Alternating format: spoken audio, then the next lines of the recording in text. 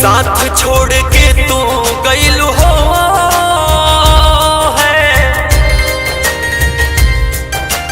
ए जा। साथ छोड़ के तू गइल हो त प्यार काहे के कइले रहू हो।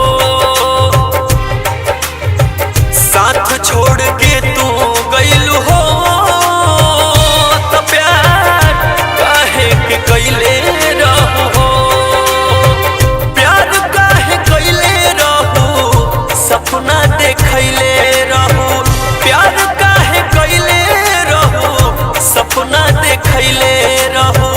जान बेवफा तू भइलू हो त प्यार काहे के कइले रहू हो। हे जान साथ छोड़ के तू गइलू हो त प्यार काहे के कइले रहू हो।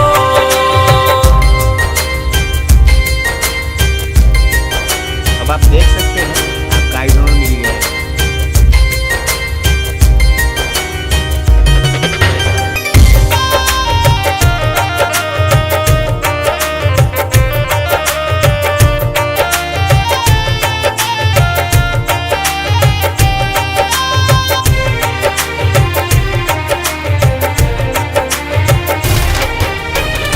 तनिको कदर ना कइलू हमरा तू प्यार के।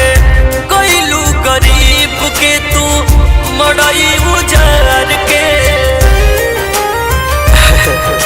जब छोड़ना ही था तो प्यार क्यों किया। तनिको कदर ना कइलू हमरा तू प्यार के।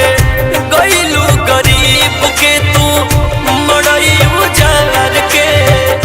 बेघर बना के गइलू हो एक ना एक दिन याद तो जरूर आएगा।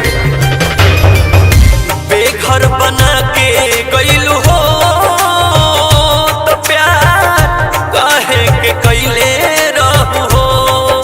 बताओ ना साथ छोड़ के तू गइलू हो तो प्यार काहे के कइले रहू हो।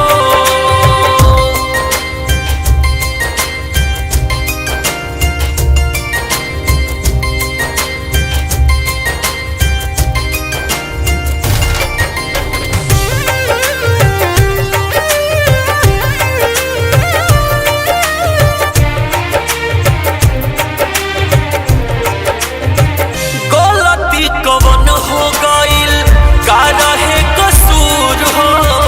नेहिया लगा के चली गइलू तू दूर हो। हे जा अरे बताव ना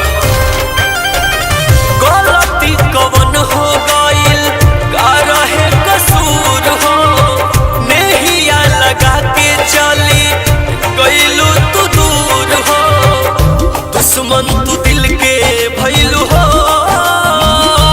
है।